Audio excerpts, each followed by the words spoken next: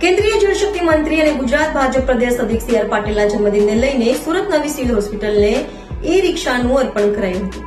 કેન્દ્રીય જળશક્તિ મંત્રી અને ગુજરાત ભાજપ પ્રદેશ અધ્યક્ષ સી આર પાટીલના જન્મદિવસ નિમિત્તે નવી સિવિલ હોસ્પિટલને ઈ રિક્ષા અર્પણ કરવામાં આવી હતી.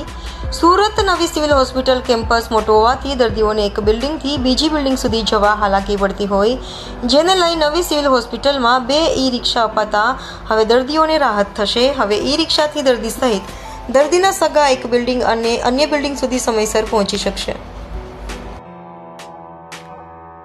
કેન્દ્રીય મંત્રી શ્રી સી આર પાટીલ સાહેબના જન્મદિવસ નિમિત્તે સિવિલ હોસ્પિટલને એક ગોલ્ફ કાર પાટીલ સાહેબ દ્વારા અને એક ઈ રિક્ષાનું લોકાર્પણ અને અર્પણ સિવિલ હોસ્પિટલને કરવામાં આવી. સિવિલ હોસ્પિટલનું કેમ્પસ ખૂબ મોટું અને વિશાળ છે.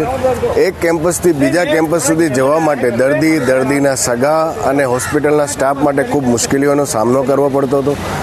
એ મુશ્કેલીમાં ઘટાડો થાય એના માટે અમે પાટીલ સાહેબ દ્વારા એમના જન્મદિવસ નિમિત્તે અહીંયા ઈ રિક્ષા અને ગોલ્ફ કાર આપવામાં આવી છે, જેના કારણે દર્દી, એમના સગા અને એમના હોસ્પિટલના સ્ટાફ માટે એક કેમ્પસથી બીજા કેમ્પસ જવા માટે નિઃશુલ્ક સેવાનો આજથી અહીંયા આરંભ કરવામાં આવ્યો છે. આના કારણે ઘણા સિનિયર સિટીઝનોને પણ રાહત મળશે. હોસ્પિટલના સ્ટાફનો પણ અહીંયા સમય બચશે, એમની પણ મુશ્કેલીઓનો ઘટાડો થશે. ઘણા બધા દર્દીઓ એમના માતાઓ એમના બાળકોને લઈને જ્યારે અહીંયા આવતી હોય છે ત્યારે એમને પણ ખૂબ મુશ્કેલીઓનો સામનો કરવો પડતો હતો. સિવિલ હોસ્પિટલનું કેમ્પસમાં એક કેમ્પસથી બીજા કેમ્પસ સુધી જવા માટે 1 કિલોમીટર સુધીની સફર કરવી પડે છે.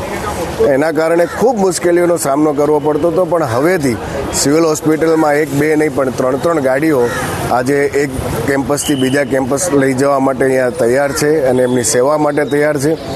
અને પાટીલ સાહેબના જન્મદિવસ નિમિત્તે એક આ ખૂબ સેવાકીય કાર્યનો અહીંયા સિવિલ હોસ્પિટલમાં પ્રારંભ કરવામાં આવ્યો છે.